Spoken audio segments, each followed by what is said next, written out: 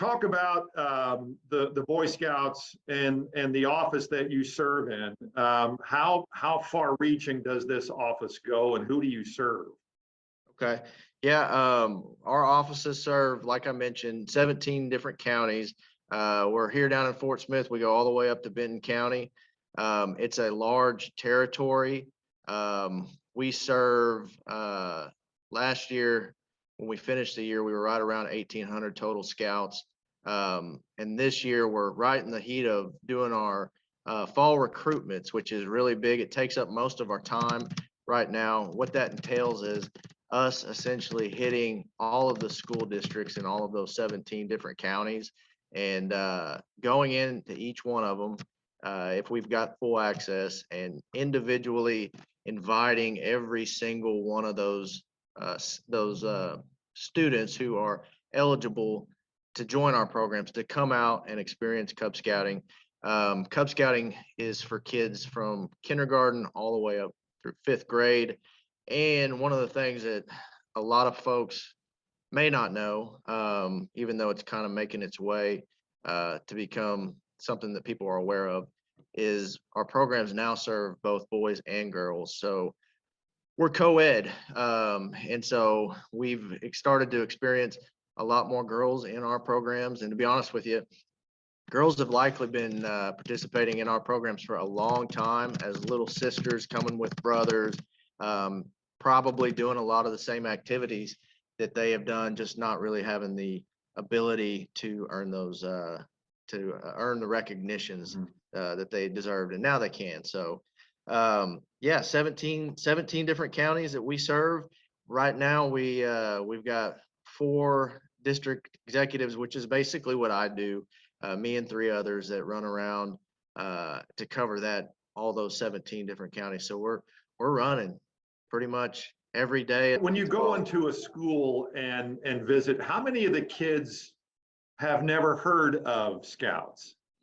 We like to ask how many folks have, or how many of those students have heard about Cub Scouting, and you'll see about half of the room respond, stating that they've heard of Cub Scouts, or maybe they've been involved with Cub Scouting at one point in time. But it is a little shocking to see 50% of that room of students who may have never heard of our programs, and us going into those schools are their first introduction to some of the opportunities that they could look forward to experiencing. So that is exciting, because our programs really do offer a lot to those kids, lots of opportunities that they wouldn't otherwise get to experience, and we call it fun with a purpose. So they're going to learn along the way.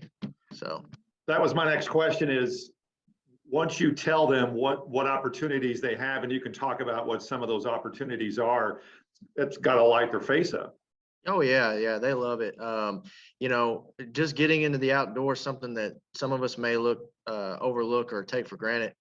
These kids, I just got finished talking to some students over at Immaculate Conception just less than an hour ago, and just those basic things, you know, going out and experiencing the outdoors, going hiking, going fishing, swimming, maybe getting out on Keenan Lake on our canoes. Those kids' faces light up. I can't tell you how many kids have told me they've never been fishing before, and that's not just kindergartners. Those are 1st, 2nd, 3rd, all the way up through 4th and 5th graders that may have never even experienced the joy of going fishing. Our programs become an opportunity for them to go out and do those things, and so it is exciting for us to be able to offer that back to the community and to those kids, and really build into them and invest into them, because they are the future. So how easy is it for parents and guardians to get kids signed up? Very easy. So what parents can expect is, as I mentioned, we are working very closely with each school district and each school within that district. What we do is we contact those principals and we coordinate with them a way for us to get a flyer to their facility. That flyer is then distributed to teachers, and those teachers will distribute those out to students, and they'll make their way home for parents to look at and see. And on those flyers, you know, there's so many different locations that we're hitting. You know, there's a bunch of different places specific to that area. but it'll outline where we're going to be at, when we're going to be there, and what the cost is to sign up for Cub Scouting. But there's also other options, if a parent did not get a flyer sent home with them or sent home with their student, or maybe their student misplaced it. I was a kid at one time, so we misplaced things. They can always go online and search up beascout.org.